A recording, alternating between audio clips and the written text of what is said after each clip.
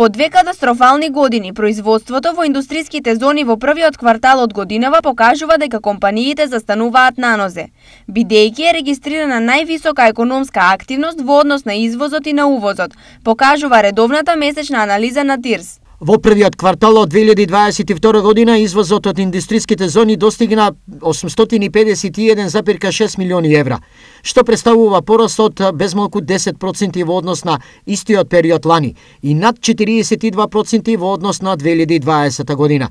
Во однос на првиот квартал од 2019 растот изнесува 22,5, а во однос на 2018 година извозната активност во првиот квартал е зголемена за безмалку 55%. Стои во извештајот. Освен значајно поголема производна активност, зоните во државата достигнуваат и највисоко ниво на вработеност досега, која посебно е изразена во март. Во компаниите во ТИРС сега работат 14.512 лица, што е за безмалку 5% повеќе во однос на истиот период лани, а споредено само со почетокот на годинава, над 500 нови се вработеле во ТИРС компаниите.